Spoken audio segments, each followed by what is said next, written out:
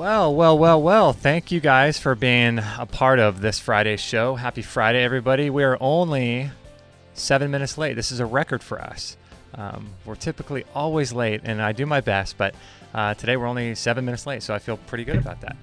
Thanks, guys, for joining us. This is going to be a really awesome and amazing show. We're going to be talking with Krista Jarrard about family constellation therapy, and this is kind of stuff that I really like. I really sort of vamp on this stuff, and I think this is where all disease comes from, and I think this is where our abundant health comes from. And like I was telling her before the show, I think we often fail to look into this kind of stuff, this more deeper emotional, spiritual aspects of our health. So this is going to be a cool show, talking with her about that.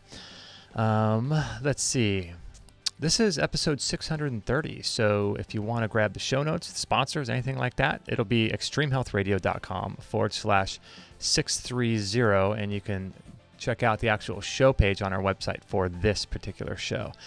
If you're new to the site, new to the podcast, new to the radio show, we broadcast 3 days a week on Monday, Wednesday, and Friday at 10:45 a.m. So if you want to join the live shows, just go to extremehealthradio.com and you can check out when we broadcast and what platforms we broadcast.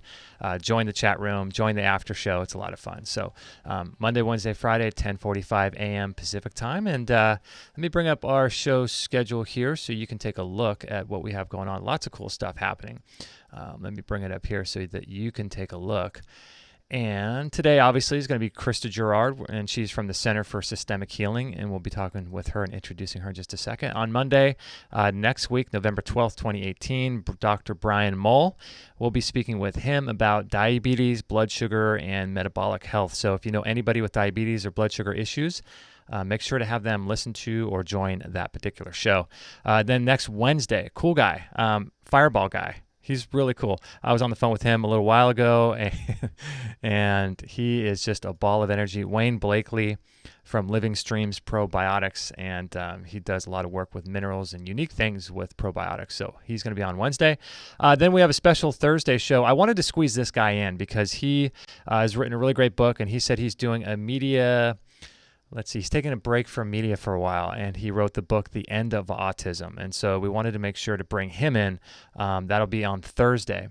And then next Friday, Angel Hawerton, and she has a really interesting story of overcoming uterine cancer, stage 4 uterine cancer, which is just an absolutely crazy diagnosis. So we'll get, some insight into her story and how she did that. So that'll be a lot of fun.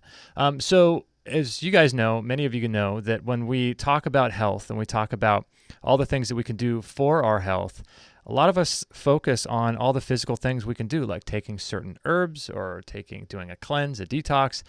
But some other interesting questions to ask is it possible that all of our health issues are caused by our subconscious mind as a way to honor our parents? Or how does our family history affect our health or your health?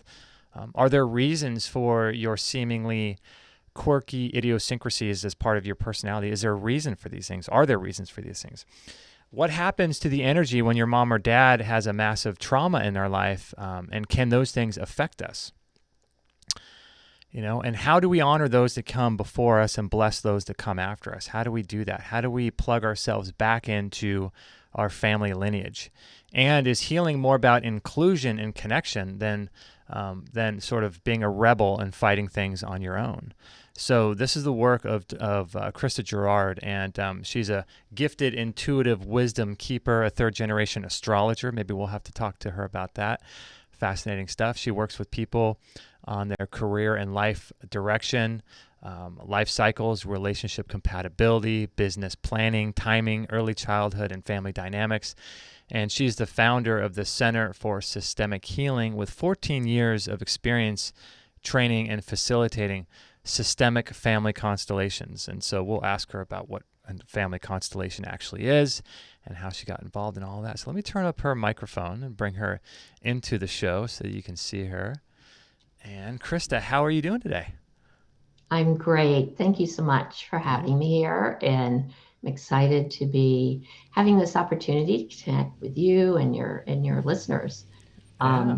I think you were reading my astrology website bio. Oh, was I? It's like, oh, okay.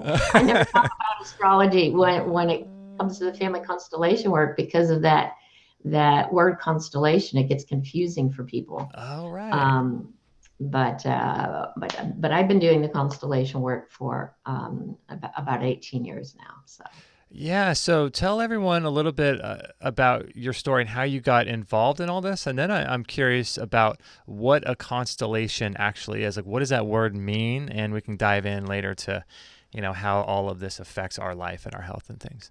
sure.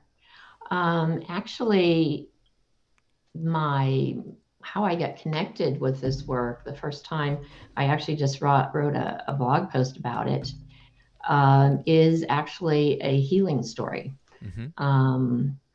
When I came to constellation work, I had chronic fatigue and fibromyalgia, and I had been suffering with it for probably about 3 years, and this was in the late 90s.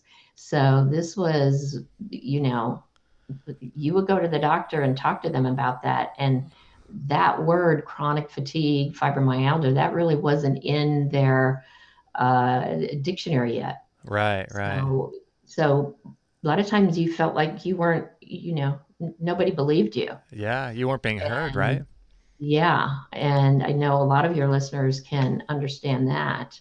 Mm-hmm. So that was an unusual, that was kind of a groundbreaking time to be working with that and just trying to, find my way through this web of really no information.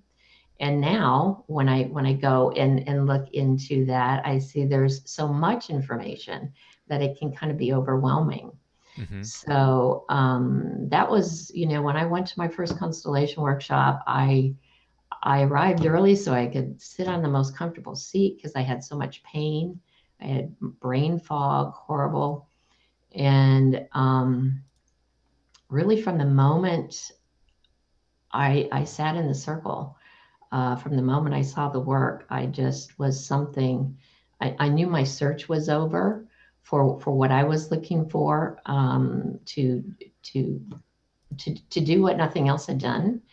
So that was quite a profound day for me, and I just, I got it on a very deep level and started being very involved with the work, meaning participating in the workshops and participating, doing my own constellations, and coming to find out um, what the source of this was for me, Mm-hmm.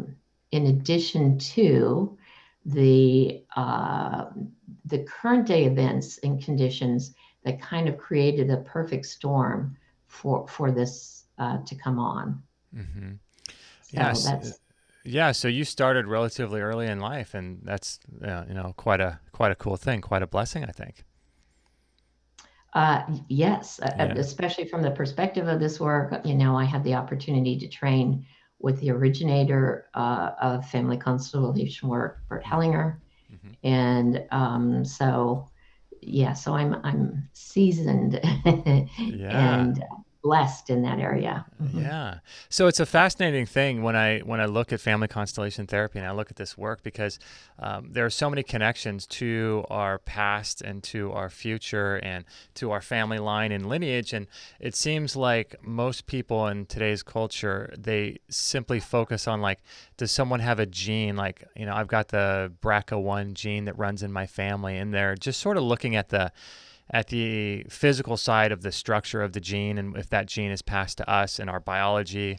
But oftentimes it seems like we're just completely overlooking all of the events and all of the emotional aspects of our family lineage and how that somehow transfers to new Right, beings, right? right. Um, yeah, as I mentioned earlier when we were speaking privately, I was thinking about your listeners and what they, in general, are coming to you, to the show for, to this forum that you've created, and thinking how we think about health. That if we add something, if we take away something from our physical being, um, that that is going to make the difference. And certainly, all the wonderful guests and all the wonderful modalities and everything, that is certainly uh, crucial to healing and wholeness and well-being. But what is foundational is, where did we get our body from? Mm-hmm. A lot of times, as you just said, there's a disconnection there. Uh-huh. So this is foundational for me. This is foundational to life. And once we can kind of get this in place, when we can bring a strength and a wholeness to how it has been in our family system, then everything else has more access. We have more access to other modalities that want to support our well-being and our wholeness. Mm-hmm. I remember reading a book or a book in the Bible years and years ago, and it was talking about, I forget, it might have been in the New Testament somewhere, but it said like how it described how on earth we're surrounded by a cloud of witnesses. And I thought that was really interesting because it almost made it seem like, at least from its perspective, there are people that are passed into the other dimension, into heaven or whatever, and they're all there sort of rooting for you and cheering for you and all of this. And then in today's world, we're so disconnected from ourselves, right? And then our family line and our family and friends, and sort of we idolize the warrior that kind of goes out and conquers things by himself, and but in doing that, you're disconnecting from your entire family lineage, aren't you? Definitely. If I had one word to kind of speak to uh, what we face as humans and in our world today, it Mm-hmm. really is disconnection. So all the different levels of disconnection from our earth, our environment, and certainly from our family lineage and from our roots. And Indigenous people know this. Indigenous people know that it really is foolish to imagine that we would have strength and wholeness and a good future uh, without the support of our ancestors, without that acknowledgement, without that connection. That's, just like this beautiful um, Roman fountain, Mm-hmm. this Roman fountain of this font of vitality and resilience and strength and courage. And, Yeah. it's not just the burdens.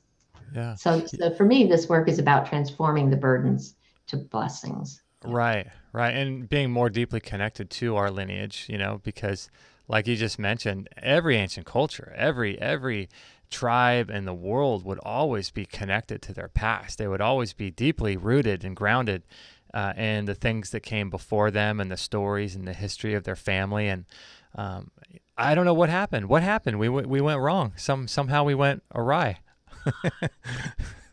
I don't have the answer to that question. Yeah. um, I just have a solution that can move us back in the other direction. Yeah. And as probably technology, as things sped up, um, things that made life easier Mm. disconnected us. When we don't have to walk, when we can drive, we don't notice the trees, we don't notice the flowers. Um, so I don't have that answer, but it is fascinating. It's fascinating to think about if you were to go to a doctor an indigenous doctor or in an Eastern culture. They would sit with you and they would ask you about your family. They would ask what's happening in your life. Uh-huh. They would include that as part of their evaluation with you. Now, So, yeah. how much do you think that this kind of work with regards to our health and our life and the events that happen in our life? I know there's a lot of different things that we can talk about, like the timeline therapy and repeating things in the past based on the time of your life when that happened. How much do you think of our life, not just our health, but the events that happen in our life, how much do you think is connected to all of this deeper work? Is everything sort of mapped out and there's a reason for everything, or are there some things that seem to be random, do you think? Well, that's a really big question. So when it gets big, I try to keep it simple. Mm-hmm. And I'll answer from the, just from the perspective of, and then maybe we can come back to that. Just from the perspective of the family constellation work. How is it that we're connected? For me, it's almost, not for me, but the perspective of the work, it's almost tribal, that there is this energetic field of belonging that creates a deep, a longing to belong. This resonance field is stronger than almost anything else because it has its origins in our survival. Mm-hmm. So in the past, we did what it took, we did what it took to belong, to stay part of our family, to stay part of our group, because it could mean life and death.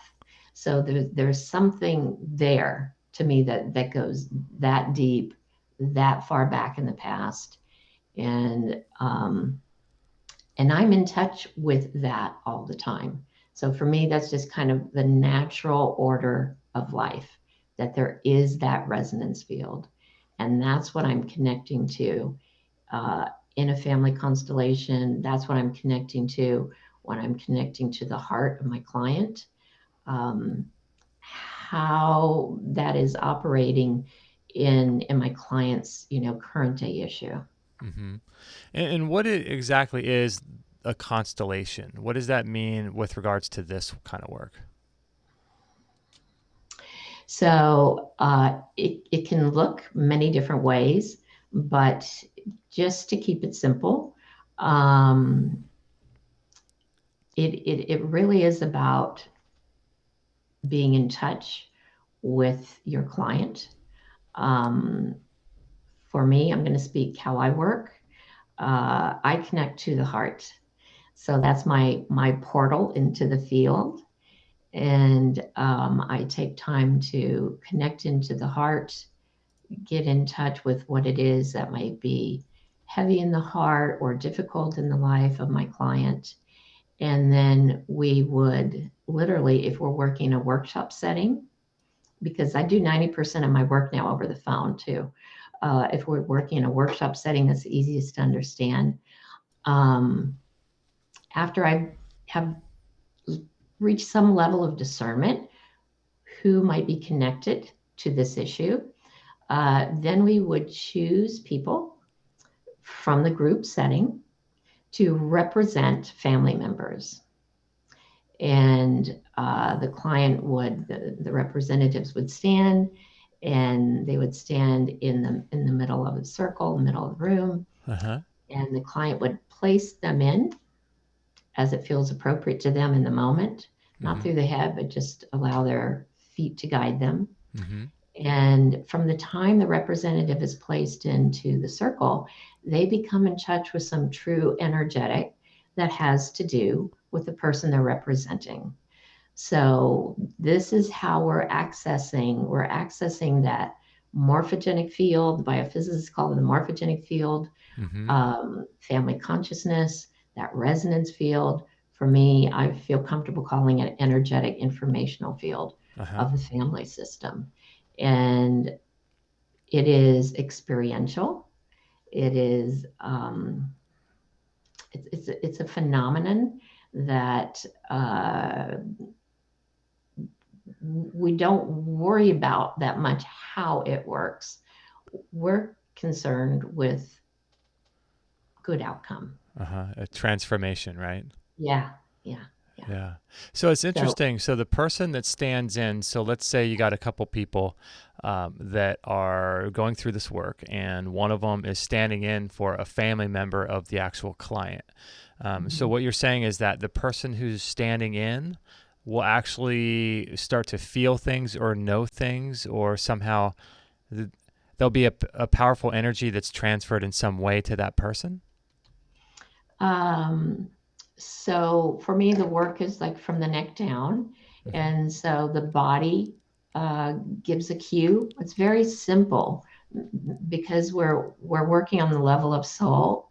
So it's not personality level. Okay. We're working on the level of soul. So the body cues, somebody could stand in and feel uh, drawn to one person and adverse to another person, want to look out the window or look down on the ground. And it always shows up. They could feel nothing Mm-hmm. because we have to remember that a lot of our issues have to do with disassociation and disconnection, I see. but they would still be in the role. And I don't feel like we're taking anything on.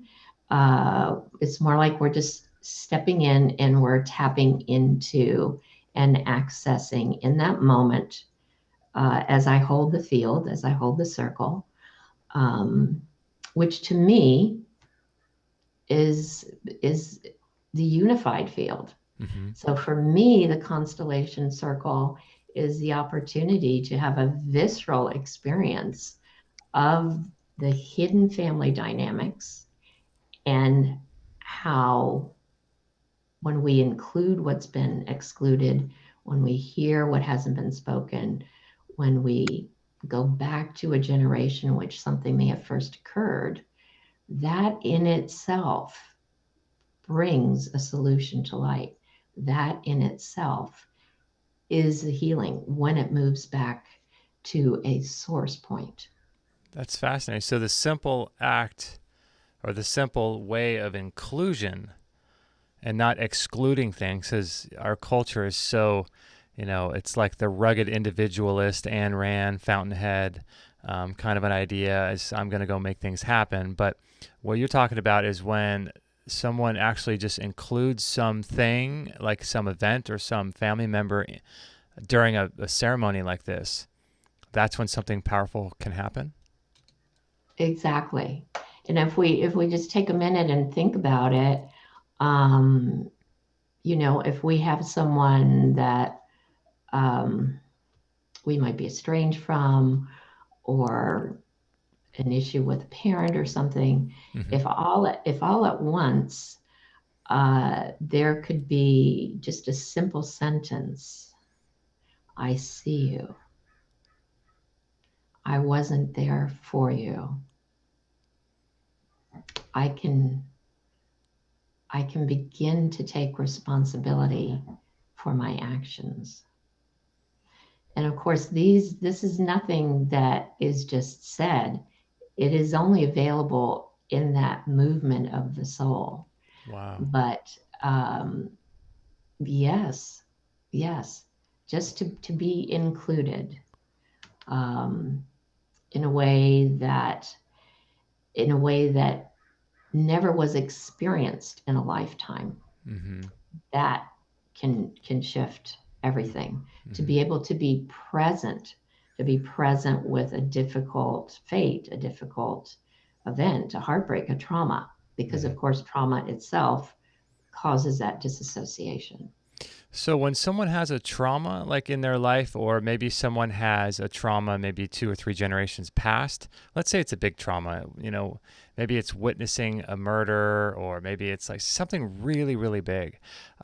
When they go through that, what happens to them? Like, let's say it's 1890 and they just witnessed a shooting of some kind or whatever. And so what happens to that person, and whatever that trauma is that an energetic sort of field or frequency that comes down to each generation looking for someone to find a solution to that or an inclusion to that? Like what actually happens, do you think, or do we even know? Um, I think it works on many levels. Okay. Um, for one thing, let's stay with that example that you gave. Okay. Someone witnessed a shooting. Okay. witnessed a shooting that was of someone close to them. Let's make it a little more personal. That's going to have an effect on that person then.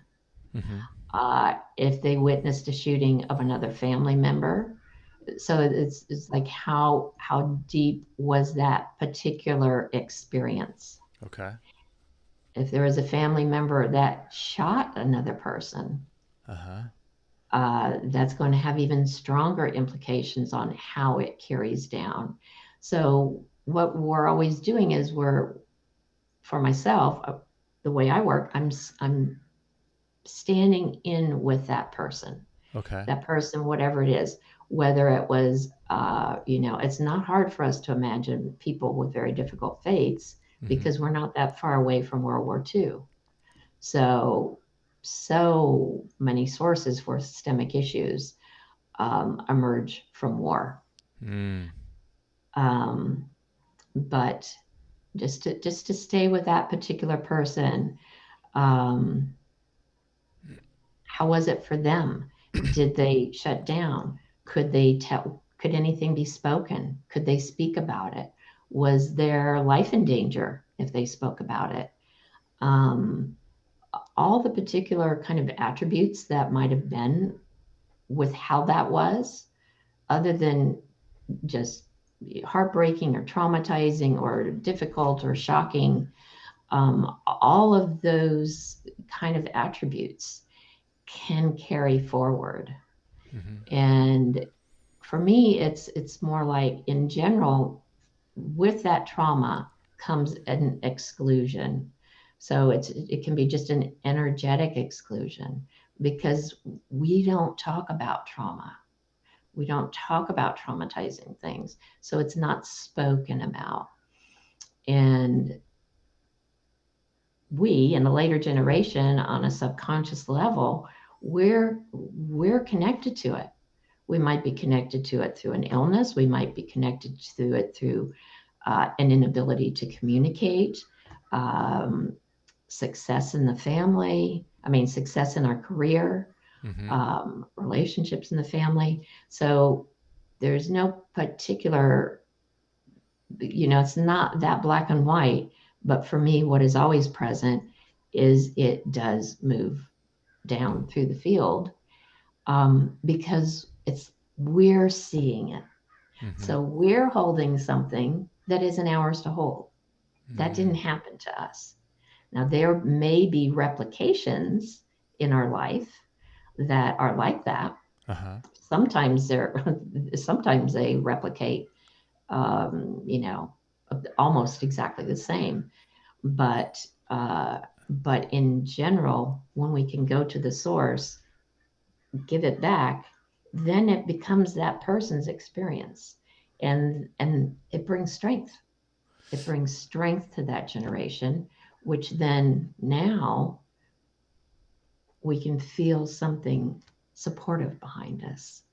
It's So interesting. So in that way, why would something like that, I wonder, happen where if I'm trying to formulate this question because it's I'm just thinking about it as you were talking. Um, if this event happened with somebody, um, and it processes or goes down to multiple generations. mhm. Like you said, it could manifest itself in different ways, whether, like you said, an illness or maybe a lack of success in a career or things like that. But why would it show up in our life? Is that something that we need to work out? Is that something that needs to be sort of handed back, like you said, and that way that honors the previous generations? Because it's a natural order of life. Mm-hmm. Yeah. That's my simple order. That's my simple answer. Uh-huh. Um, for me, this work is always about being in touch with a natural order of life. Mm-hmm. Um, uh, everything flows down. We can't give anything back, really. As far as our parents gave us life, and there's nothing we can add to that. So just once again, that image of that fountain flowing down through the generations. Um, so I don't know if that answers your question. It's a real simple answer. Yeah. Um, The whole thing is just so fascinating to me how it all works. We had a little technical snafu, and we are actually not live on YouTube like we normally are. So we will publish this later today, and we'll get this published, and everything will be fine and snappy.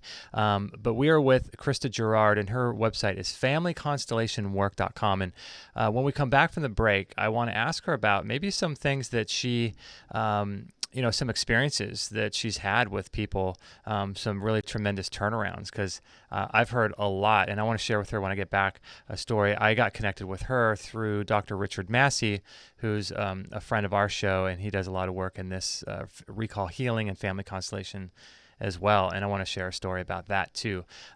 If you guys are wanting to grab the show notes for today's show, it is episode 630. So if you want to grab the show notes, you can check that out, extremehealthradio.com/630. And I wanted to talk with you guys about this cool program. I don't know if you have checked it out yet. In our store, we put a lot of products that we are big fans of, and this one is called Good Morning, Good Evening Qigong. And it's an energetic way of doing like a moving meditation. Qigong has been, an ancient art that's been practiced in the Orient for thousands of years, over 4,000 years, they say. And it's a way of grounding. It's a way of building your energy. It's a way of grounding your qi, your essential life force is what they call it. And this is what connects us to the whole entire life force, and Qigong is a great way to do this. I do it every morning. It's 10 minutes in the morning and 10 minutes in the evening, so it's really a grounding practice. It's an energetic building practice.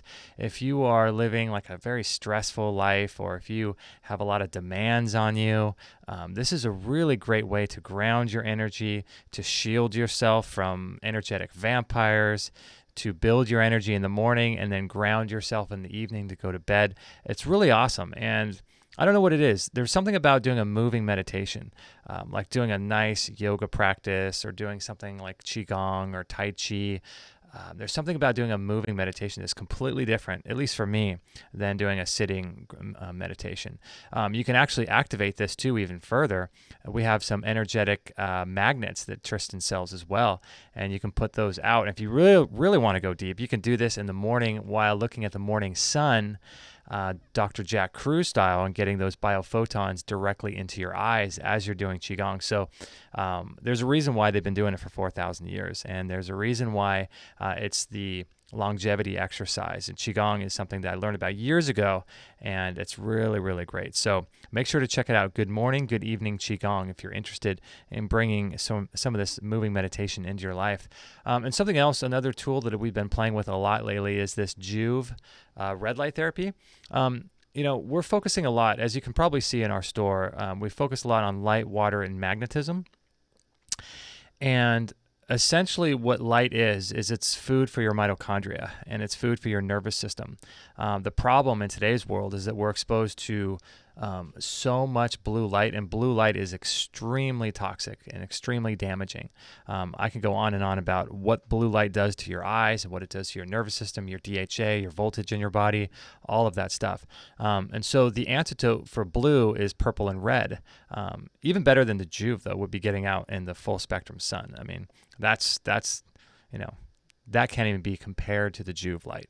But in today's world, a lot of times we can't get in the sun, or maybe you want something like this for seasonal effectiveness disorder.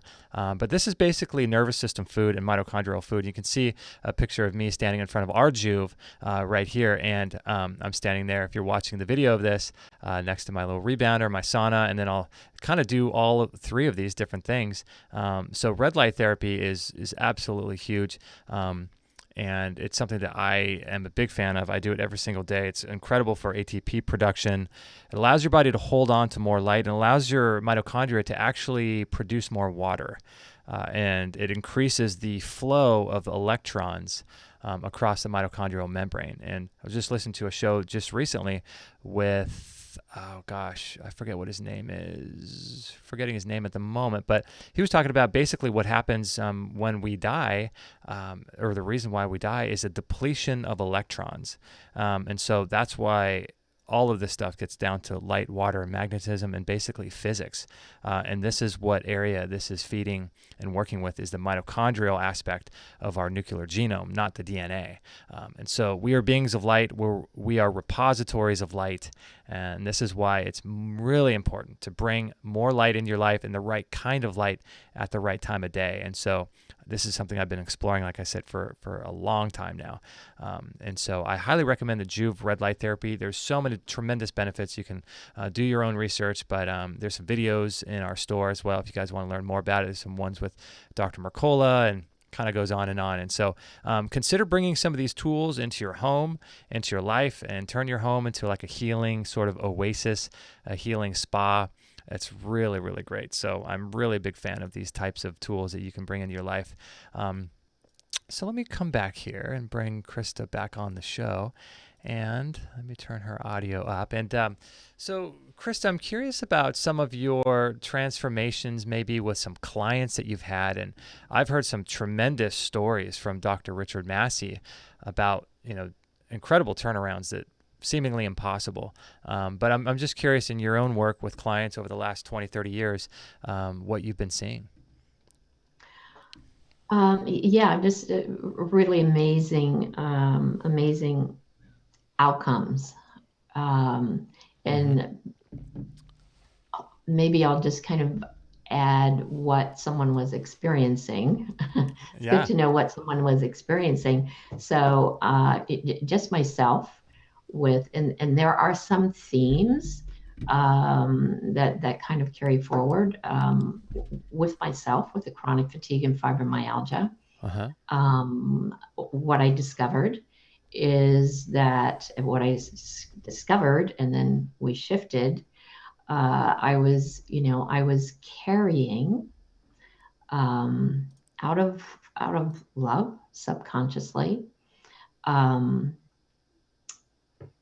grief and burdens that my mother held, and probably her mother as well. But there was enough with my mother that was never spoken. So it's always good for people to remember, like, oh, I had a great childhood or something. It wasn't spoken, and it wasn't seen. But she had lost her mother at age 2. When she was 2 years old, she had lost her former partner and her brother in World War II. Oh, wow. And then she had lost a child before I was born. So that's a lot of heaviness that we feel a lot of times with a suppressed immune system, with the chronic fatigue, with the fibromyalgia, and with a lot of other immune disorders. So with people with immune disorders, that is something that I tend to see. I'll think of some of the more maybe extreme, since this is extreme health. Examples. One comes to mind. I was working with a woman. This was over the phone, and she had just she was in another state, and she had just returned from being with her brother, who was in the hospital with a brain aneurysm. And so he wasn't cognitive. And this woman was aware of the work. We probably had done a piece of work before. So we did a constellation around this situation of how this was for her in her heart with her brother. And she experienced a shift in her being after our constellation. But the next day she called me and said that, supposedly, apparently, while we were working, her brother sat up in the hospital room and motioned for pen and paper and started writing. So he became cognitive, even as we were doing a constellation, which is quite extraordinary, and kind of brings up the point that other family members don't need to be present. So the work we do in a constellation moves out into your life and into your family. That's Um, interesting. yeah, that was Jeez. pretty Powerful. amazing. Yeah. So Um, when you said that other people or people don't need to be there, why is someone standing in for somebody else if there doesn't need to be the actual person there? I mean, your family members, my clients' family members don't need to be present. Oh, I see. They don't need to be present. They don't need to know anything about it to feel results. I see.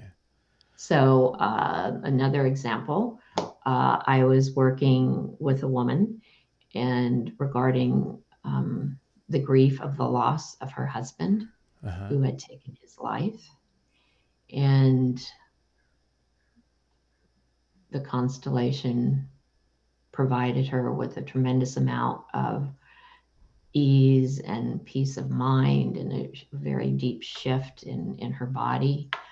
But I heard back from her a few days later, and there's another one. These are both. I guess these are addressing like how fast something can move. Right. Um, but she had, which we didn't talk about. I didn't know anything about.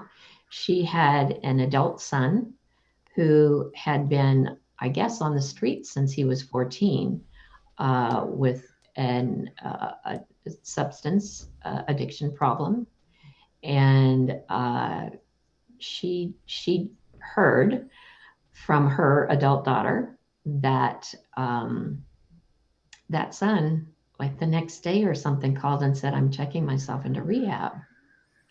So we hadn't even worked with her son, but the work that we did between her husband, which was the father of her son, Mm-hmm. moved down to her son in a very dramatic way. And the best of my knowledge, that man is, um, sober, and they actually started a family business. So, yes, that's extreme. I'm not saying that's the way to get sober. I'm just giving you some examples of how this can work and move out, Mm-hmm. into someone's life Yeah, very, very quickly sometimes. it's utterly fascinating work to me because I was just listening to Dr. Massey recently, and he was actually, I'm getting a little bit of feedback right now, unfortunately. Yeah, okay, yeah, I was hearing myself twice there for a sec. Yeah, no, I was listening to Dr. Massey recently, and he was sharing a story which was interesting about a couple that had were pregnant, and I guess there was some testing that showed through a series of tests that the child was Down syndrome, and so what he was talking about was the parents started doing some of this work that you're talking about, and Mm. they started working on these levels much more deeply, and apparently the child, when he or she was born, it wasn't Down syndrome at all. I mean, it's just so he was saying, I don't know if this is, but this is everything that happened. And, there's tests showing that the child had all the markers for Down syndrome, all the measurements, all of that stuff. And then they started doing this deeper work like you're talking about. And then when the child was born, completely normal. I don't know. Wow. Crazy, Wow. right? Mm-hmm. Yeah. I haven't had that particular experience. Um, that's amazing. That's wonderful to hear. Mm-hmm. I do work with women, couples that are, wanting to get pregnant and Uh-huh. haven't gotten pregnant. So certainly that is a systemic issue, in getting good outcomes with that. Mm-hmm. Years So, ago, I read a book years ago called, you may be familiar probably with it, called Sacred Contracts by Carolyn Mace. um, And she talked about how before we come into this life, we have these, what she calls sacred contracts. And before we are born, we sort of, what she says, drink from the river of forgetfulness so that we don't remember what these contracts are. And I'm wondering, what your thoughts are. Do we come into this life trying to fulfill these contracts? And then I'm just trying to work out. I wonder how all of this stuff sort of plays together. I'm familiar with her work. I mean, I grew up in a metaphysical family, so it was not unusual to talk about reincarnation and metaphysics at the dinner table. So I had a brain full of that when I came to this work, and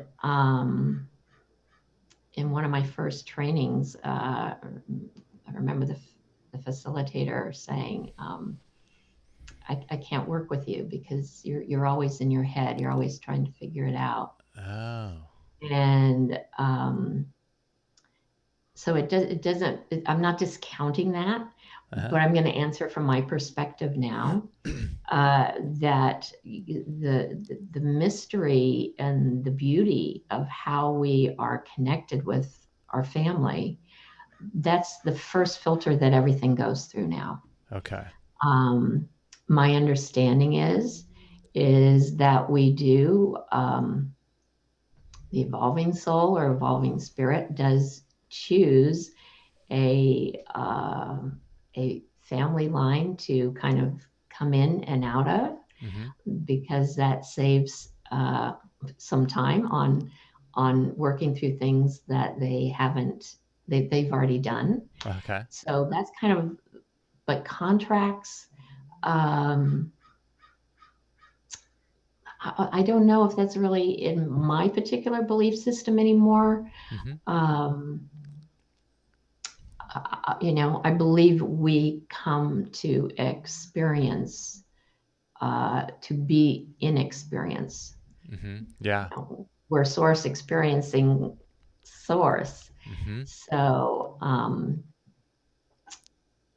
yes, that can be true, but I stay away from a lot of the New Age beliefs, because they can be very limiting when people get them. If we're at mastery level with someone, but when us plain folks get them, we can find a way to use that against ourselves. So, so I'm not going to say that, oh yes, you created this and you came into, I think the perspective of the systemic constellation work is just, it really is about allowance. It's about being with what is present.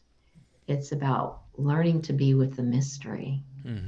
I like that. And that for me has been a huge journey.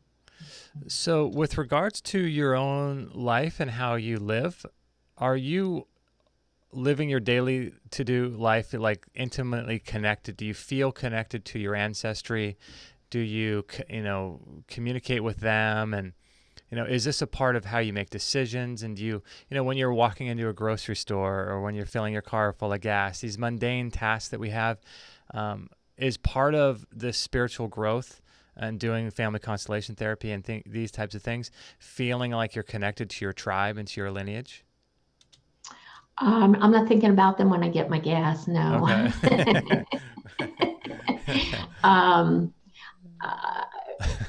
I'm not thinking about them all the time. Okay. But I am,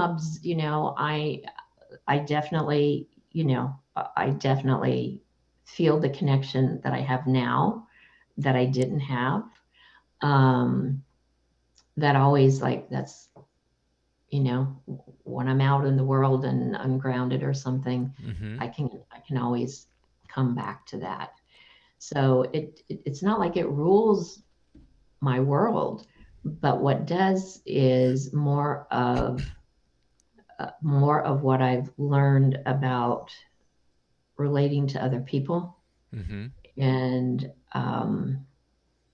allowing people the dignity of their fate, remembering what's pretty much always true, is that I don't know, I do not know everything about another person and their situation. So when something comes up with me, that I'm, upset or stressed or something, that's more of how this has affected me. So yes, the ancestors, but everything else.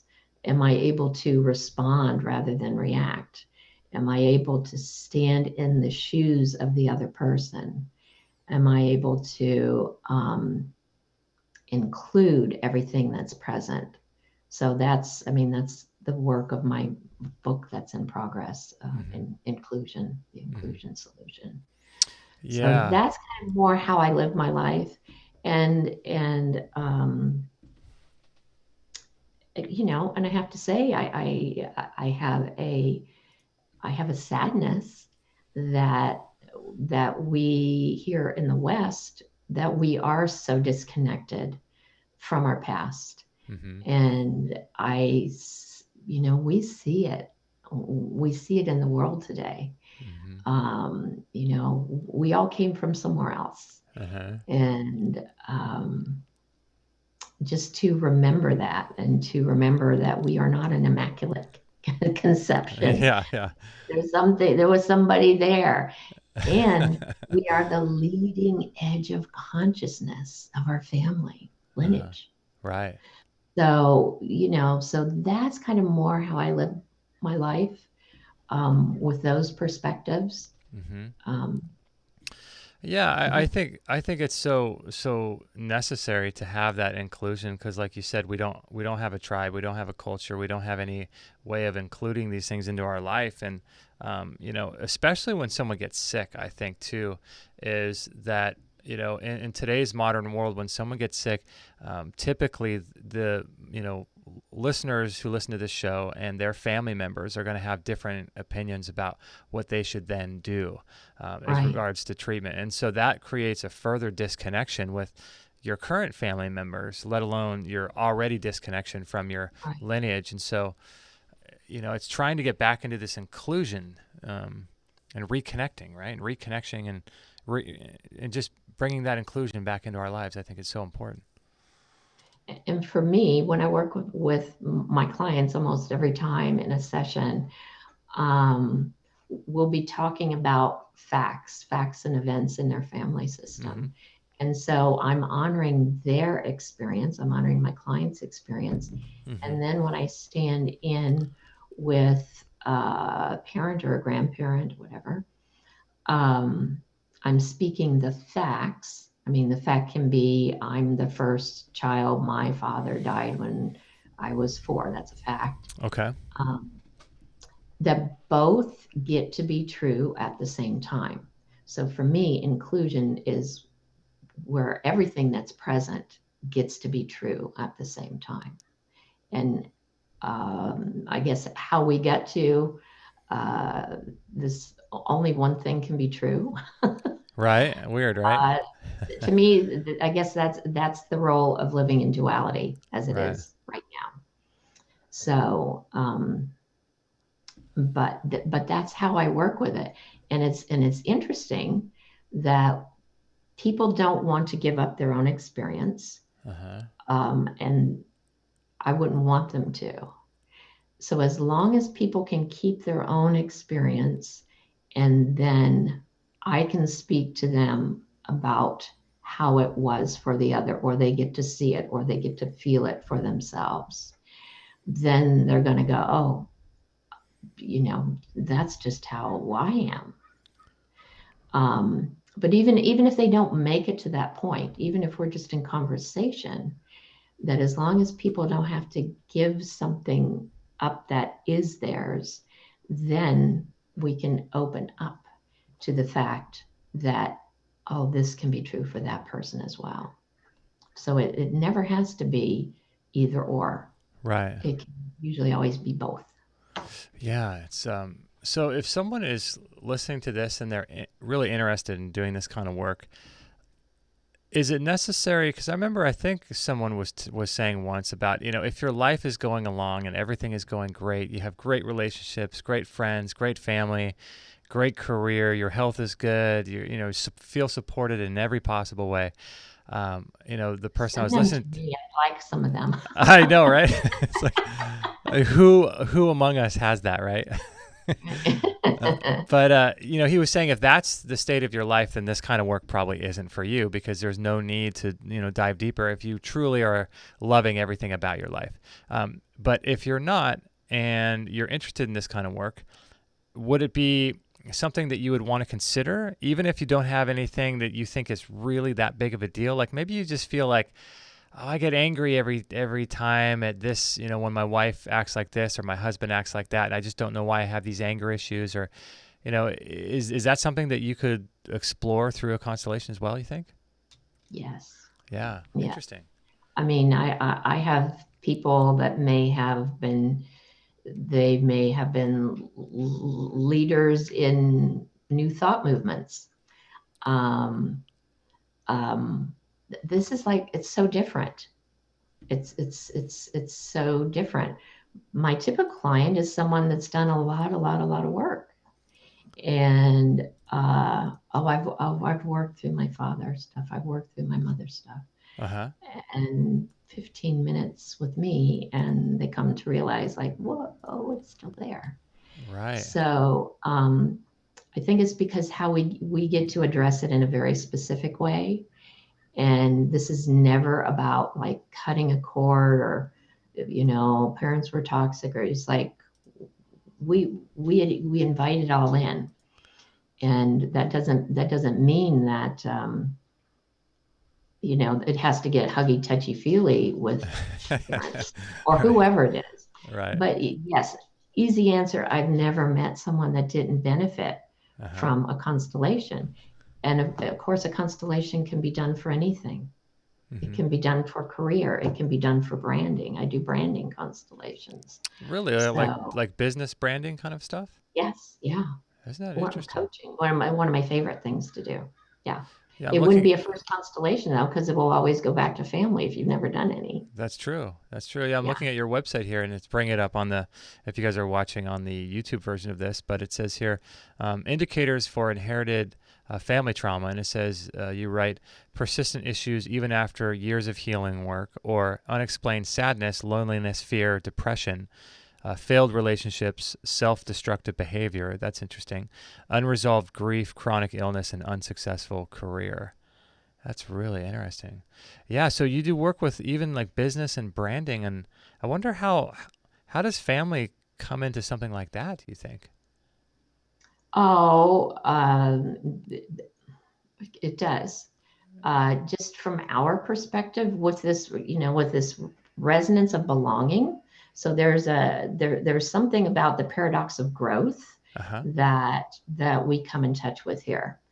And so children, seldom dare to live happier, healthier, more successful lives than that of their parents.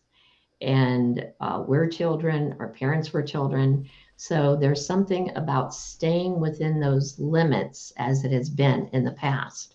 So each time we try to make a breakthrough, this step beyond what maybe has been before, uh, we might get pulled back. Something comes up. We're stuck. We repeat. That's kind of the paradox of growth. It's Mm. it's just like the two steps forward, one step back. Mm-hmm. So definitely in career. Yeah, I guess I could think of that in my own life as well, because in my own life, like my parents are just the most hardworking, humble, amazing people. And my dad, I know my dad always was interested in starting businesses and working for himself, and he used to be a writer for the Los Angeles Angels baseball team, and had to give that up at one point to have a more sustainable career for us kids, and I know that for him was an issue, because that was really his passion to be around Mhm. baseball and around sports and all these things. And I know in today's world, it's really kind of bizarre, because you can start a business online, and people make good money doing that. And, and so the type of work is a lot easier and less stressful because you're not lifting heavy boxes, you're not doing manual labor. So it's a completely different kind of work. And so I would imagine that a lot of people could become, if they really love their parents and that was their story, and like they could really become like, they don't want to surpass their parents in that way, right? Because it's a way of honoring them. And I could see that definitely. And this is subconscious. Mm-hmm. It would be, I mean, it could be conscious, but it's usually always subconscious. Mm-hmm. Like, oh, I'm trying to do this, and every time I get to that point, this happens. So that would be the unconscious way that it might show up. But just from what you just said, I can see how you are, you are carrying on a theme. Because for your father to be a writer, for the angels probably was a little alternative in his time. So, you know what I mean? It may not look exactly the same, but he was an entrepreneur. So you're carrying on part of his vision, and then you said he had to change his career. Yeah, he had to change because he was, I think at the time the Angels baseball team didn't offer benefits or anything like that, and the pay wasn't as good as what he needed, right. And so he had to stop and do things that he didn't love anymore. Right. Yeah. I do see that, like in the generation back, that a lot of times with, if it's not something really, really challenging or traumatic, that it's like I come up with that young man's vision, and like the heart is open and the vision is open, and then something happens. And many times it's family. And so that vision didn't get to carry forward. If I go back a generation or two back, there probably wasn't the vision. I mean, there may have been the vision, but a lot of times we're just a few generations back from being really in survival mode. Right. I know. So, Yeah, if you look at the way people lived in the early 1900s, 1800s, man, it was just such a different life. Like you said, it was survival mode. I mean, I was just looking at a photo today of a woman who was washing her husband down in the early 1900s because he worked in the coal mines.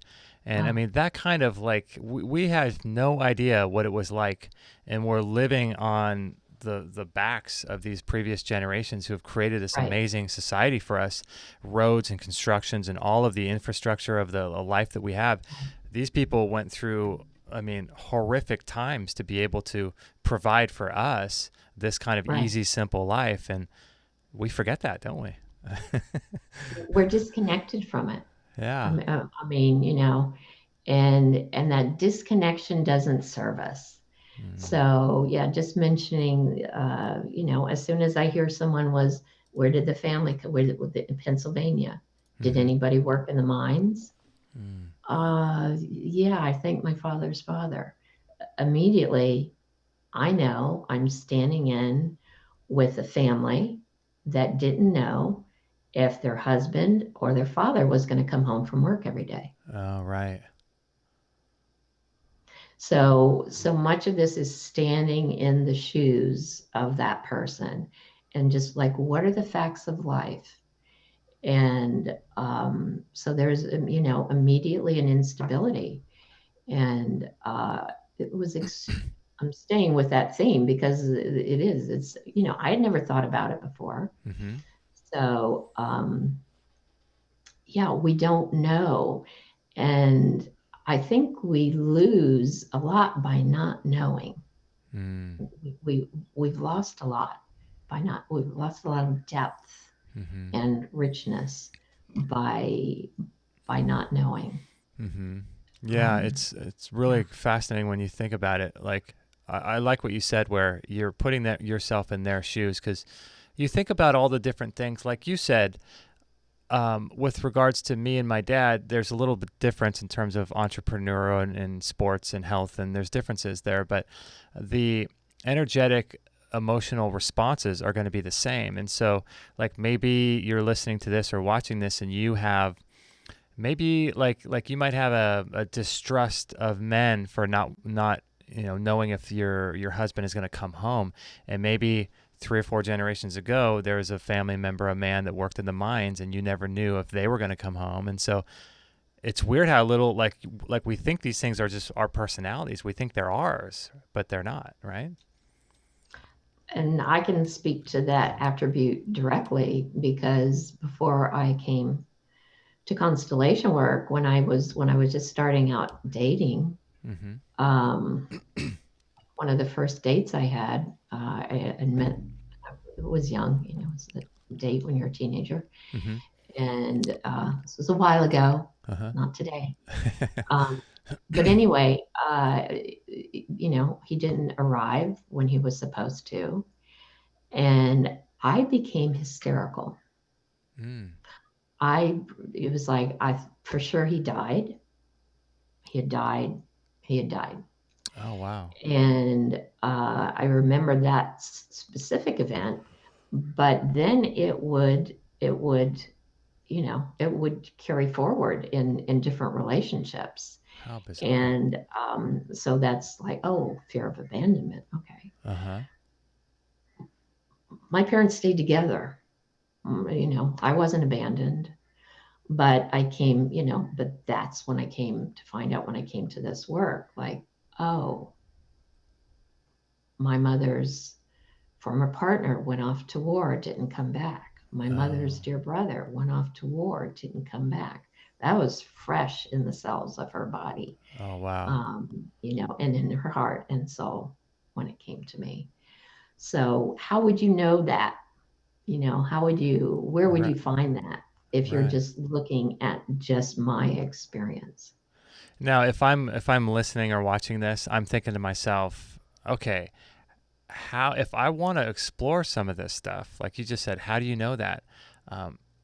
Do we just sort of focus on the things in our life that are sort of scratching us, that are, it's an itch for us, the little things that we have going on that we're frustrated with or whatever, and just start with that kind of stuff? Or is there a benefit to going back and doing like a genealogy and looking at your family line and, like which way would you pursue? I guess it depends on what the end person is after, right? What their goal is. Well, yeah, it depends on the person. I mean, is it a person that just wants to, like, I'm having an issue, I want to help me, right? Then pick up the phone and call me. If the listener here is responding, this is really interesting. Mm-hmm. One thing, if you have living relatives, ask about your family. Just that little, little list on the front page of my website. Ask about your family. Mm-hmm.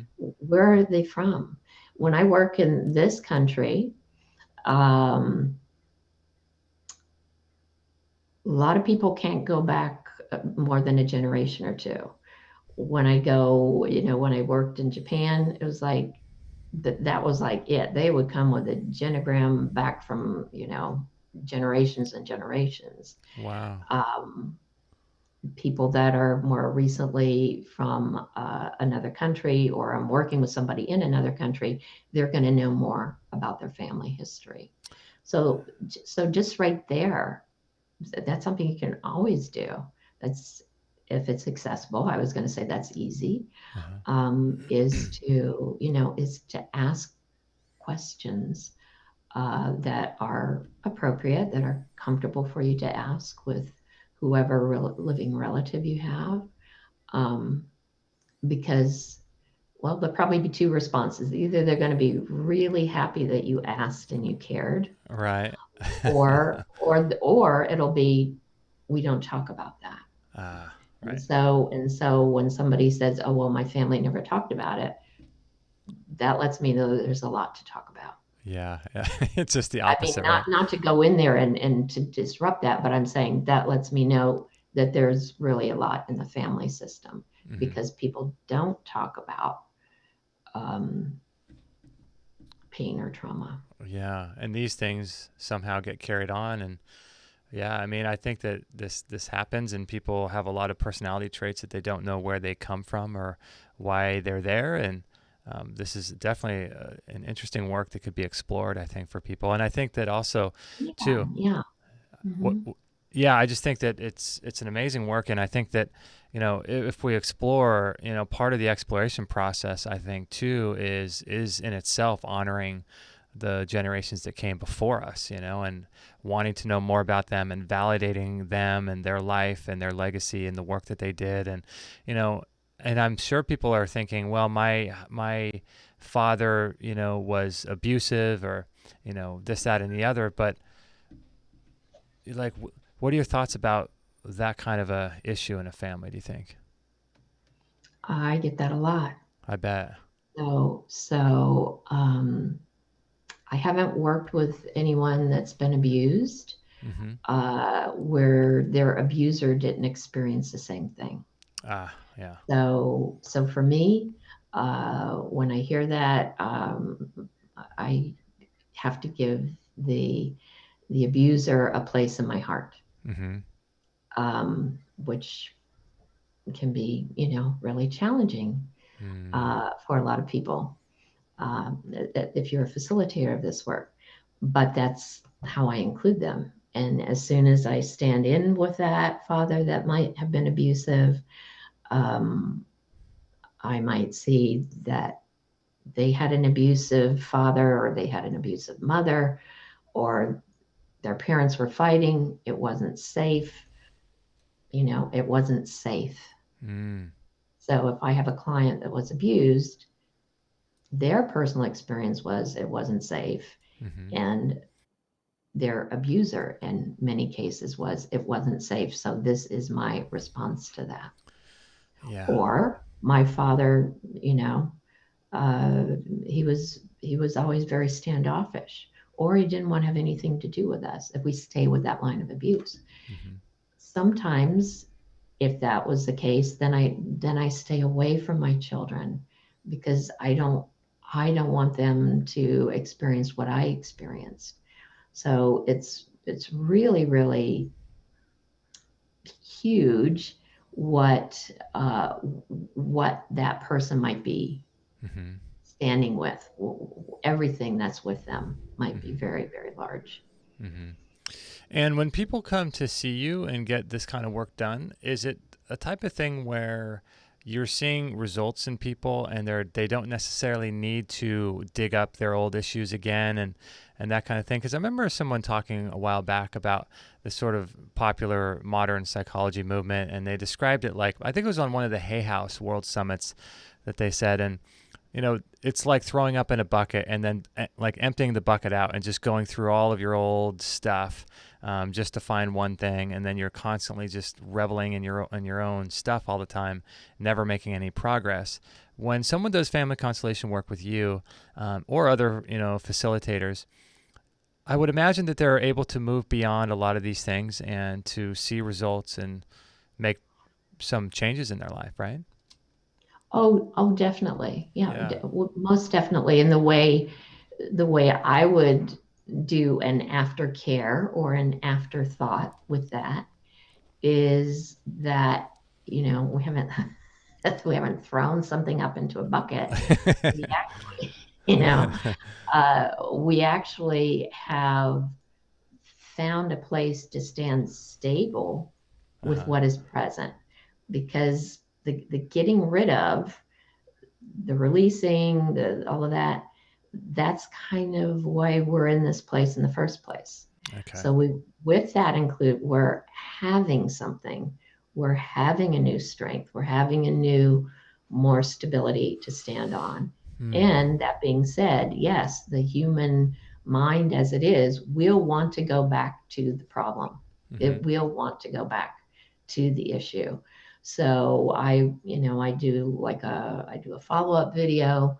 I do an can do an integrative follow-up session Mm-hmm. that allows people to get in touch with the ending solution, the healing sentences, we can work with it because we are creating new neural pathways when we do this. So that this story that we've been told, oh, your father was, your father wasn't there. Mm-hmm. And then the grandfather, oh, your father was a drinker. Mm-hmm. Then we're coming from a line of female men haters. Mm-hmm. Right. You know?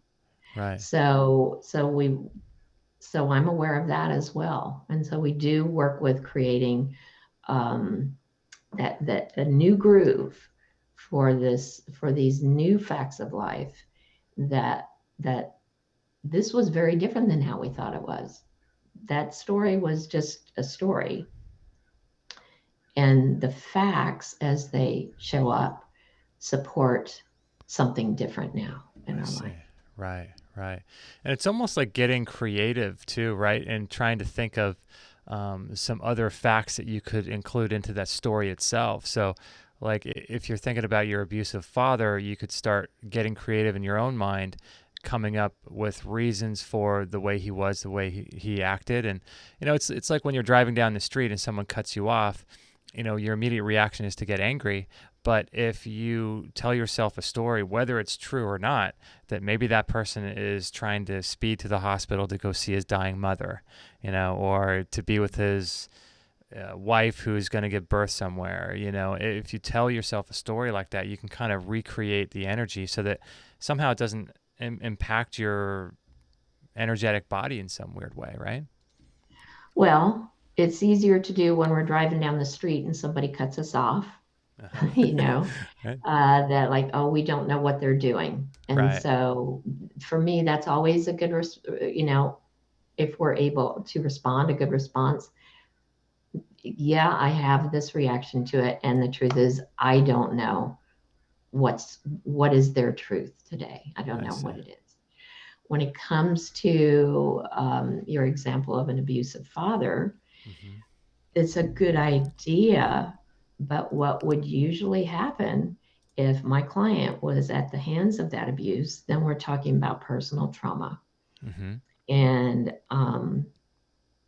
with trauma, that usually does not allow us access to response.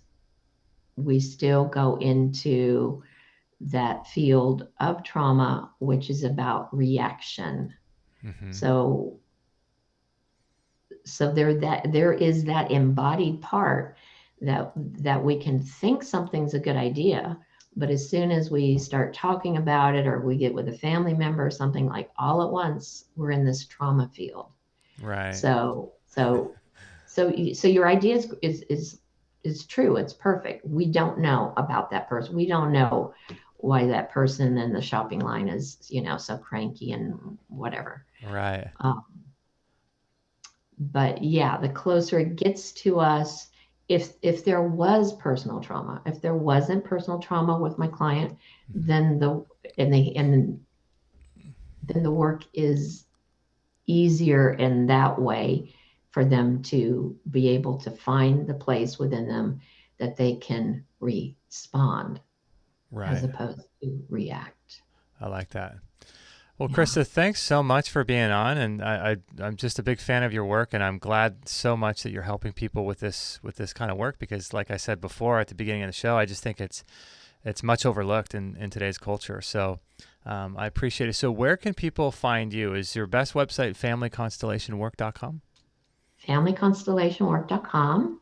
And if you go on there, if you want to fill out, there'll be a contact thing that comes up for you, or you can go to the contact page. And if you have some specific questions or comments, you're welcome to put that in there. And I do offer a free 15-minute conversation on how this work can support you. And no matter where anybody is, I work 90% of my practice is over the phone or on Skype. So, Wow, that's yeah. awesome. Wow, I bet you see a lot of cool turnarounds. And the name of your book is The Inclusion. What is it going to be called? Well, it's not out yet. Okay. The Inclusion Solution. Yeah. Inclusion Solution. I like that. When do you think that might be available? a while yet. Yeah. It keeps morphing. The title stays the same, but it keeps morphing. So Yeah, work in progress. I think a while ago when I was doing some research on you for this interview, I think it was called a while ago the radical act of inclusion. The radical act of inclusion. Yes, Yeah. that's part of what keeps morphing. It goes back and forth. I see. Um, That's uh, cool. either or. Some That's days it's one, some days it's the other. Yeah.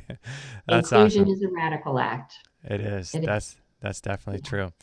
All right, Krista. Well, thank you so much for being on. I really appreciate it, and have Thank a you. great Friday. Yeah, have a great rest of your day, and Yeah. Great yeah, weekend. awesome. You too. Thank you, and I'll talk to you very soon. I'll send you the link via email as soon as it's ready. All right. Thanks so much. Awesome. Thanks, Bye-bye. Krista. Bye bye. All right, there you go. This is kind of weird. This is not something I'm used to doing a show. I've gotten used to the live shows here, and now for some reason we had some technical issue, and I think we're only broadcasting live on Extreme Health Radio Facebook channel. We typically broadcast live on Extreme Health Radio Facebook, Extreme Health Academy Facebook, I think on our Twitter account, and I think on our Extreme Health Radio YouTube channel. So I don't know what happened. Something happened at the beginning of the show that prevented us from being live. So in any event, if you're watching this, I'm curious what your thoughts were about Krista and her work in helping people. I think it's one of the things that I'm seeing a lot is, for some reason, we have this bizarre notion in our culture that we're separate from everybody else. And it's kind of like I mentioned before, that whole Ayn Rand philosophy. And I loved that book, Atlas Shrugged. It's like 1,200 pages or something. And I read it when I was traveling the world. And it's really eye-opening and groundbreaking work. And I think it's important to expose yourself to information that, it's going to stretch you, whether you agree with it or not. If you're a Democrat, I think it's important to read books about Republicans, or, if you believe in, climate change or don't believe in it. I think it's important to expose yourself to works that are opposite of what you think. And so I read that book, and it was really an amazing book. And I think that it had a huge impact on me. But I think that's part of the problem, is this rugged individualism that she talks about in that book. And, there are parts of that are very motivating, because sometimes you need different motivating factors if you're going to achieve your dreams. You have to have things that are motivating on multiple levels, because when it comes down to it, what causes someone to give up on their dream or to give up might be different on a different day. So if you have 5 or 6 different things that are motivating you, maybe only one of those motivating factors will be the causative factor that allows you to keep going that particular day, because we're always going to be stumbling across things that are going to try to keep us down. And so I think that her work is really interesting, and I think that a lot of times people, especially that listen to our show, you guys, and new listeners all the time across the world, are finding our show and listening and sending in emails and things, and they're always sort of focused on what can I do on a physical level, but they don't really think about that. They're just thinking about what can I do physically for this cancer or this other disease, and I think that the root cause of all disease is spiritual in nature. It's just, after doing 30 shows, and after getting involved in all of this work and listening to, I've probably done, with 630 shows, I probably listened to 10 times at least that amount of podcasts and radio shows and interviews and lectures, and, attended weekend summits and all kinds of stuff. I probably listened to and consumed about at least 10 times the amount of information I've actually consumed on our show by doing the interviews. And after all of that, since being involved in 2003, it's becoming increasingly clear to me that the root cause of all of our diseases, physical diseases, our emotional upheavals, our quirky parts of our personality, things that hold us back, all of this stuff is spiritual in nature. And it has its roots in the family line. And like Dr. Massey says, you can go 3 generations before you and 3 generations after you, and somehow we're intricately connected to these people that we don't even know. Like, we don't even know 2 or 3 generations in front of us, and then 2 or 3 generations behind us, we don't know them either. And so whenever we have an issue, with our health, because I should really tie all this back to our health, but whenever we have an issue with our health, we think that like we're the sole family member that's going through this. And, it's our cross to bear. It's our burden to carry. And, we find ourselves alone, especially like I mentioned during the show, where, our friends and family don't agree with the treatment protocol that we're going to do. And so that causes even more exclusion from the people in our life now. And so we fail to realize that we have a whole family. Like she said, like, what's that favorite or that quote that I like a lot? It's, you are the heir to all the generations that came before you, and all of their hopes and all of their dreams and all of their aspirations and struggles and triumphs. All of that lives within you and lives within me. And we are the utmost representative of our entire family line. Like we are the budding flower of everything that came before us until we have kids, and then they're the budding flower, right? So we are the fullest expression of our family line. And so what are we going to do with that, right? And so when we start realizing that we have these issues in our life that we can correct that maybe weren't even part of you, we download these things to our nervous system as a way to honor those that came before us. I mentioned this before, and I think it's so true that if you take the analogy of just like your mom or dad and, they're walking down the street and they're carrying a bunch of luggage, or they're carrying some heavy packages, and, you're just walking along next to them, you're half their age or more. Of course, you're going to say, hey, Mom, can I, carry that? Can I carry that? It's our way of honoring them, and that's why I think that a lot of times we don't want to surpass them, because it's our way of honoring what they've done for us. And we don't want to make them look bad, or we don't want to leave them in our dust, or we don't want to, I don't know what the word is, but we don't want to surpass what they've done. And that's our way of honoring our parents. And so when we realize that there's more than one way to honor them, we can honor them in different ways. And when we realize that, it becomes almost freeing, because we can give the burdens back to them. What if we, in that case that I just shared with you, instead of us carrying that burden, what if we hired someone else to carry that burden? Or what if we called a taxi, put all the luggage in the backseat of the taxi, and got the luggage where it was trying to go? That way, I'm still honoring them by not allowing them to go through all that struggle and carrying that luggage. I'm honoring myself because I don't have to do that, and I put it in a taxi, and the luggage got to its destination, which was the end goal anyway. And so when you realize there's different ways of honoring your parents, you don't have to go through the same issues they went through and carry the same burden and struggle, as long as we can become creative. And I think that doing this work would allow us to see and recognize ways that we can do that in a creative way, so that we can give things back to the generations that came before us in a way that's honoring to them. And that's why I think that all disease, all health issues, I think they stem from these weird, bizarre, spiritual, emotional triggers in family line. I mean, I love it, and I think it's really interesting, but of course it's weird, right? It's totally weird. Like how does all this stuff carry down? I mean, scientifically, we don't even know. I mean, none of this stuff can be proved from a scientific perspective, right? You can't prove any of this stuff. But what you can do is, how many anecdotal sources of evidence do you need to realize something's working?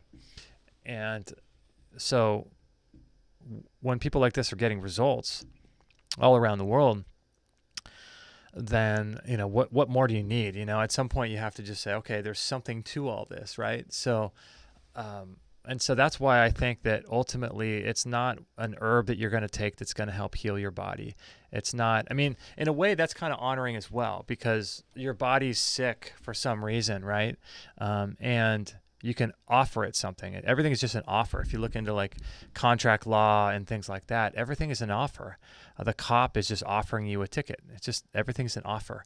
And so you can offer your body drugs and medication that's going to have tremendous side effects, or you can offer your body an herb that does the same thing, or you can get to the root of the matter and figure out what's actually the cause and offer that as a solution, the remedy for that cause, and letting go of that energy field that's causing the issue. And so it makes a lot of sense to me, it makes a lot of sense because, I think we all come into this life with a purpose, whether or not the sacred contracts is true.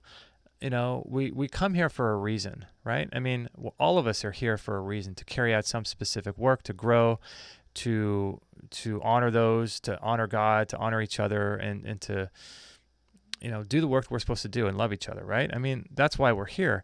And so what sense does it make to live a completely disconnected, toxic life that is completely exclusionary of all the generations that came before me, and be a complete sort of idiot and jerk and, angry at the world, coming down with a disease, and then taking, some kind of herb to overcome it, and then you just go on living your life? Like, that doesn't make much sense to me. And it doesn't make much sense to me to do that with regards to like drugs and medication as well. Like, there's something much deeper going on. There's some reason why we got the flu.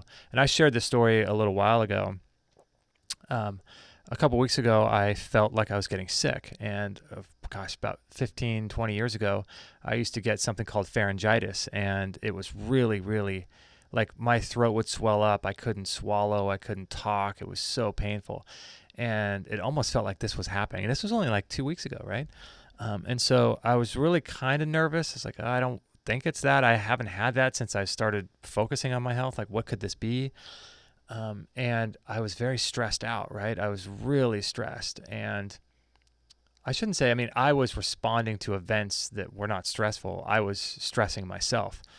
The events themselves are never stressful. They're just things that happen, right? It's our response to these things, or our reaction, our unconscious reaction to these things, that causes our body to be stressed.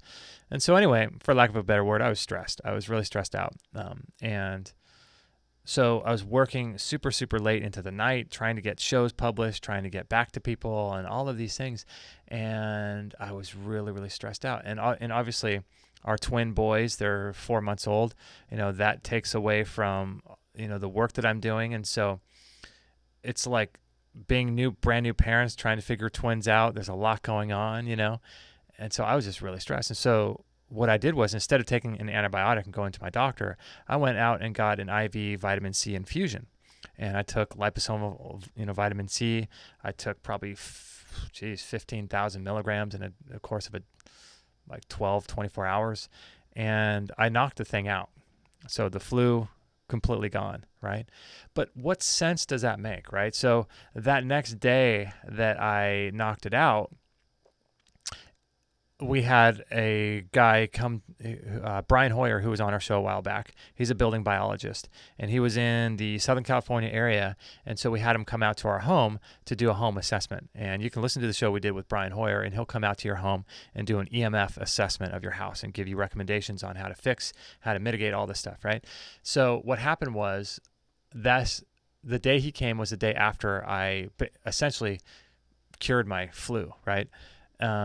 So what happened was, he came over, and we weren't thinking, and I had him switch off some breaker box switches, and that fried my computer. And so my computer got fried. So I had to take it to the shop. I thought I lost everything on it, which would have put me back even further, producing shows and things like that. And so I had to give my computer to the shop, and I gave it to the shop, and it was like a week until I got it back, and they finally restored everything. But during that week, I had to just relax. I had to just take a breath and breathe and just slow down, enjoy my kids, enjoy my family, enjoy the work that I do, enjoy my parents, start doing things that I hadn't done before, slowing down. And so it's interesting, because if we just get a flu, if nothing is connected, if this kind of stuff, if it's just completely random, then none of this makes any sense, right? But for me, God was telling me, or my subconscious mind was telling me, or life, or the universe, whatever term you want to use, was telling me I need to slow down. I need to appreciate my family. I need to just chill. I need to just, spend time with Kate and just enjoy all the blessings that I have, right? So I got sick. which would give me a perfect opportunity to do that. But then I ran out and I overcame that sickness with a flu or an IV vitamin C therapy thing. So then God's like, no, you're not going to do that because you're not learning the lesson, right? So I'll slow you down. And so my computer got fried and I was forced to give in and to be okay with just getting nothing done, getting no emails out, getting nothing done, right? And so that's why I think that all this stuff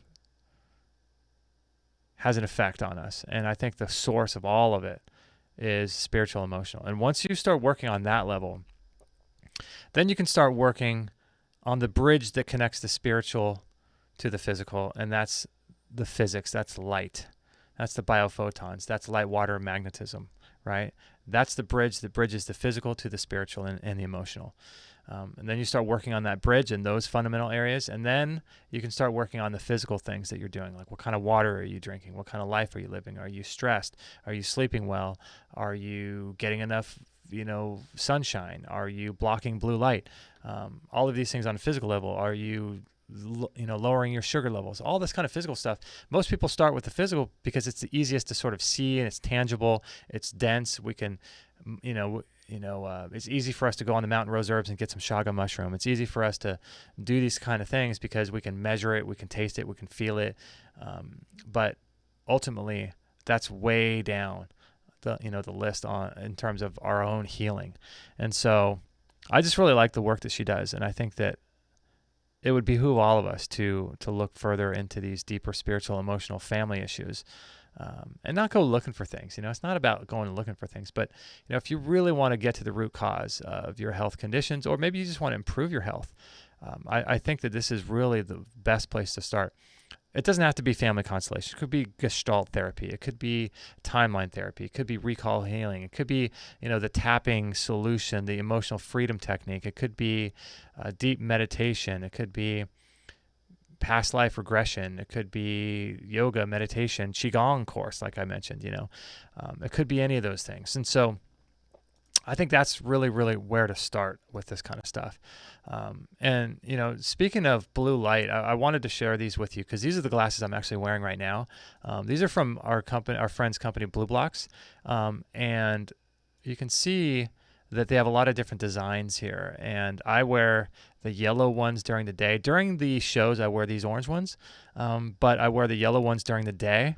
And then in the evening, it gets progressively darker. And so there's a whole strategy for blocking blue light. But you want to make sure that you're blocking blue light as much as you possibly can, because this is destroying your melatonin levels. Melatonin is not just the sleep hormone. It's actually one of the most strongest anti-cancer hormones in the body.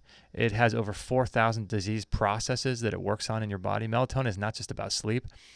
And we lose our melatonin when we expose our skin and our eyes to blue light. And this is why it's ultra critical to get a pair of these blue blocking glasses. There's a couple different companies I recommend. Blue Blocks is, the one that I just in love with. And, I did a whole show with Andy Mann, who's the owner, and he's a great guy. So if you want to learn more about light and why light is more important than food and how light impacts your mitochondria, it impacts your nervous system, especially the flicker. The blue light just is destroying us as a culture. And when you know about how mitochondria is actually controlling genetic expression, this is why light, like I did a spot for the Jew of light, this is why it's important to block the negative aspects of light that we're using in our culture, because it's literally destroying us. All of this blue light, we're blue light toxic. It's like living under an alien sun. And so when we're constantly exposed to this, we're just wrecking our mitochondria. And this is what controls genetic expression. Let me see this other picture of one that I have here. Oh yeah, there's my other pair. Yeah, and so I wear these ones more towards the evening because it blocks even more blue light. And so there's a whole strategy for light, and it's really important to make sure that your light environment, outside of the spiritual emotional stuff, your light environment is going to be the first place that you start with your health. And these glasses, you buy them for however much they cost, $100 or so, or $50, and they'll last you for years and years and years. And it'll be better than any blender that you buy. It's going to have a more impact on your health because it allows you to sleep. You create melatonin, you hold on to melatonin, and you allow the electron chain transport to happen across the mitochondrial membrane. It creates more ATP, shrinks the mitochondrial membrane, so the electrons don't have to travel as far. And like the guy's name I was referring to earlier in the show was Dr. Thomas Levy, and he was saying that basically the cause of all disease is electron depletion. And so what he was hinting at is biophysics and physics. And this is where photons, electrons, and all of this stuff, at least on a physical level, it's kind of like I said before, the bridge between the physical and the spiritual.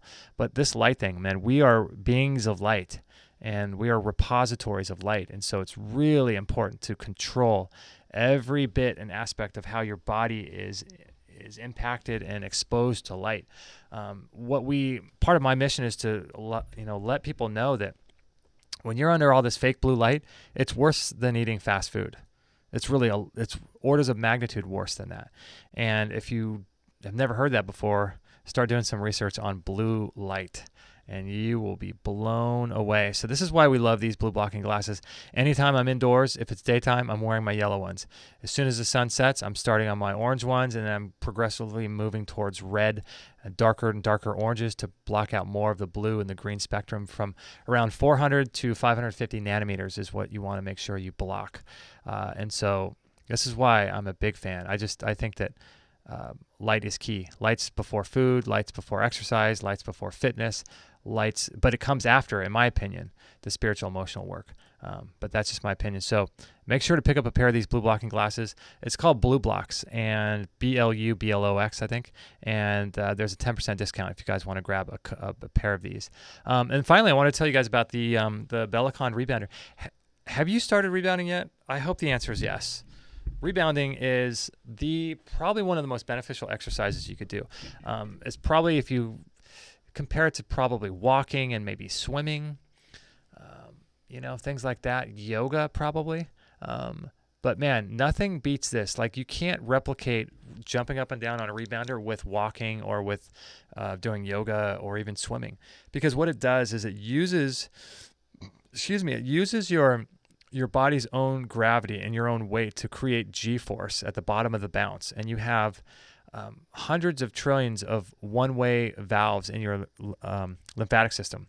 And you have 3 times the amount of lymphatic system fluid in your body than you do blood. And so the lymph system is what carries, one of the jobs it does is carries and holds toxins. That's why when you're sick, the doctor will always check your lymph nodes underneath your armpits and your neck, because he's looking for swollen lymph nodes. And that's the issue with people getting lymphatic cancers like lymphomas and things. And so we want to make sure that we flush the lymphatic system every single day. You could do it by walking, and walking is great, and I highly recommend it. But the problem with walking is that, you can only do it for so long. You don't develop a sweat, and it doesn't use G-force to the extent that a rebounder does. And so rebounding is incredible for building bone density, increasing circulation, cleansing the lymphatic system.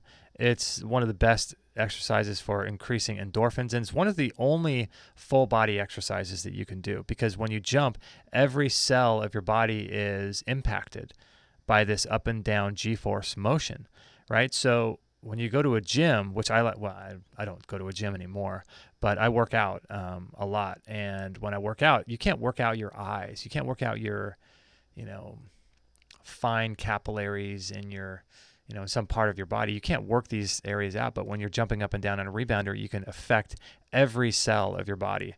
And it opens and closes these one-way valves in your lymphatic system to flush out. And then sometimes what I'll do is, after this, I'll get in my sauna, because all that lymphatic fluid is now freely, circulating, and now I'll jump in the sauna and just sweat all of that stuff out. And so here's a picture of me. Oh man, that was when we had Maggie, our little wiener dog. Look at her. Poor little Maggie. And then there's a picture of me with it and Maggie jumping up on me. That's the rebounder we have. What's cool, and here's Kate jumping up on it. It's really one of the best exercises you could ever do. And it's not just like Jane Fonda, which is what I thought in the 1970s with these leg warmers on and stuff, Jane Austen. This is really high-level stuff, and there's a reason why every cancer clinic has these. I'm not going to say it does anything to cancer. I can't make any claims, but what I can say is that I'm incredibly glad and happy that I've been doing it every day for about 5 years now. Probably more than that. It's got to be more than that. Yeah, because I had the old rebounders. I had the ones that I would get from like Walmart, the cheaper ones, before I got the Bellicon. So I highly recommend. I cannot recommend the Bellicon enough. It's quiet. It uses flexi ropes instead of these loud metal springs. There's bars on it that you can hold onto. The legs will fold for easy storage, and it comes with a warranty. You can fold the legs down, like I said, and here's the flexi ropes that you can get. It makes it silent, so if you have kids or you need to do it in the middle of the night or something, you can simply just do it and no one will ever hear you. And here's a video of me jumping out. I like to do grounded, so you can see the little strap on my thing there, and I do it outside in the sun to get full spectrum biophotons and to get that sunlight into my body. And so this is incredibly beneficial exercise, guys. So make sure to grab a Bellicon rebounder. And it helps to support the show and the work that we do, and we get to promote a really great product that we use and love and all of that. So thank you guys for hanging with me. And like I said before, it's kind of odd because there's no one in the chat room. Just to let you know, our upcoming shows, if you're listening today, the next show is going to be on Monday with Dr. Brian Mole. We'll talk with him about diabetes, blood sugar, metabolic health. Next Wednesday, Wayne Blakely will be talking about probiotics. And man, this guy he's an amazing guy. And that's going to be a great show. He's a real fireball. So he talks about minerals and probiotics and things like that. And then Thursday, we have JB Hanley, The End of Autism. That's going to be a great show. These are all going to be live now. So if you guys want to share this show, if you have a Facebook group or if you have a friends or anything like that, make sure to share our shows with them. Share our work. And that's a great way to support the show. And we appreciate that tremendously. So that's really a way to honor us if you want to do that. We would appreciate it tremendously. It's how the word gets out. And then on Friday, so this is going to be cool. So we have Angel Howerton, I think, Howerton, Howerton or Howerton. She has a crazy story about overcoming stage 4 uterine cancer. And she did this with, I believe, natural methods, which is an amazing thing, right? So, yeah, that's going to be an awesome show and learning about her story because for those that don't know, I mean, uterine cancer is pretty aggressive. It's like pancreatic. It's really, I don't think there's a lot of symptoms to it, but we'll talk to her about her experience with that. So, thank you guys for your support. You guys are just amazing. If you want to support our show, a way that you can do that is if you go to our site, Extreme Health Radio, if you scroll down, there's a link for Patreon. And if you like the work that we do, and all of our shows we do every week, and want to support us, you can send 25 cents an episode, 50 cents an episode, a couple bucks an episode. We do right now 3 episodes a week on Monday, Wednesday, Friday, 10:45 a.m. Pacific time live. So what is that, 12 shows a week? So if you do $1 a show, that's $12 a month. But if you did 50 cents, that's $6 a month. So if you want to do that, we would greatly appreciate it. That helps us to pay our bills and to pay all the server and this office that we're in here, our studio, and all that good stuff. So we really appreciate your kind support and your donations. It's just so tremendous, and we appreciate that so much. And then also make sure to check out our store too. I don't think I've shown you the actual store, like the homepage, all the different products we have. I'll bring that up if you guys are interested. This is how we stay in business, and this is how we, do what they call right livelihood. And in our store, there's a little video of me. We recently added the 3900 Gauss 1-inch foot magnets for the Qigong course. We have the Blue Shield EMF protection device from Brandon Amalani, which I use and love. The True Dark blue blockers. I use those ones as well as the Blue Blocks ones I wear during the show. And then the Power Perfect box for dirty electricity. This thing will lower the amount of dirty electricity coming into your entire home, not just one wall, which is pretty tremendous. That's from Shielded Healing and Brian Hoyer, our friend. And then these are the Living Streams multi-blend probiotics from Wayne Blakely, who's going to be on the show Wednesday. And then the Violet Photobiomodulation red light therapy device, which actually allows you to apply light directly intranasally into your brain, which is amazing. And the effects they've had are tremendous. We're going to get the owner of that company on the show here soon. And then the Omico Organics 12-stage RO water filtration system. That's the one we have in our home, as well as the Iris program that we have. Got to have Iris on all your devices to block blue light. And then the Stockton Aloe 1, the molecular hydrogen. Dr. Cowan's has some amazing products at his Dr. Cowan's Gardens. The Green Wave filters. All this cool stuff in our store. The IMRS, the Air Doctor Pro, the DHA. So when you guys go to our store and you support us, that really helps us. And thank you guys for that. The Magnetico mattress pad, the Scalar Energy Rest Shield from Ken Rolla. Cool stuff. The Rapid Release, I haven't talked about that in a while. Man, the Rapid Release is a game changer. And so you guys can learn more about that.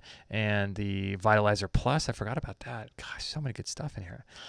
So thank you guys for going to our store. We've kind of tried to break everything down to gear, light water magnetism, EMF, immune system. So you can go into different sections.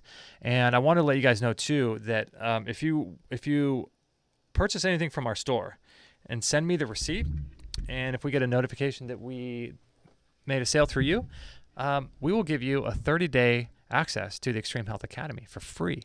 So you can try it out for 30 days and make friends and join what we have going on in there. And these are some of the recent courses we've done inside the Academy. The Adrenal Health Recovery Program. That was a fascinating course. We have 229 videos, 28 hours of content just in our courses section, let alone all of this support and the emotional support inside the community forums where we all get to hang out and help each other. So the Deep Sleep Mastery course, the Heart Health Optimization course, Building Invincible Immunity, Cancer, autoimmune diseases. So we go like very, very deep into these areas. So this is kind of like our place that we're offering for you guys who are really serious about your health. We've got a yoga course, Getting the Healing Process Started course. This is for those of you that are listening that are really interested in taking your health to new levels. And so some of the products in our store are there to help support our health as well. So if any of this interests you, make sure to join the Academy. And if you purchase any of the products in our store, we'll give you a 30-day access to the Academy, and you can check it out, make some friends. When you go into the forum zone, make sure to tag me. So I will get a notification that you tagged me, and I can introduce myself, and we can hang out and talk, and I can help you and have a good time. So thanks, guys, for watching, and make sure to go visit Krista's website. It is, again, familyconstellationwork.com. And I think we're going to call it quits. It's about 12:45 p.m. Pacific here. I haven't eaten anything since 6:15 last night, so I'm doing a little fasting. All I've had this morning is water with salt, a packet of lipospheric vitamin C, and some clay from Accelerated Health Products. That's also available in our store, the silver from Sarah Banta. I had some of her clay and some charcoal. And then I did Wayne Blakely's C60. But that's not really food. It's all just, just like clays and powders and stuff. So it's time to go eat, my friends. All right, we love you very, very much. This was episode 630. I'll put all the show links to everything I talked about on today's show. You guys are amazing. Have a great weekend, guys. Let me know if I can ever help, support you, answer any questions, stuff like that. So, all right, guys, love you very, very much, and I'll talk to you on Monday at 10:45 a.m. We'll be talking about diabetes and blood sugar issues. Thank you very much, and I'll talk to you on Monday. No material on this blog is intended to suggest that you should not seek professional medical care. Always work with qualified medical professionals, even if you educate yourself in the field of live food, nutrition, and alternative medicine. I'm not a doctor, nor am I offering readers medical advice of any kind. None of the information offered here should be interpreted as a diagnosis of any disease, nor an attempt to treat or prevent any disease or condition. While information in this blog is discussed in the context of numerous conditions, it can be dangerous to take action based on any information in this blog or to start any health program without first consulting a health professional. The content found here is for informational purposes only and is in no way intended as medical advice, as a substitute for medical counseling, or as a treatment/cure for any disease or health condition, and nor should it be continued as such. Always work with a qualified healthcare professional before making any changes to your diet, prescription drug use, lifestyle, or exercise activities. This information is provided as is, and the reader/viewer assumes all risks from the use, non-use, or misuse of this information.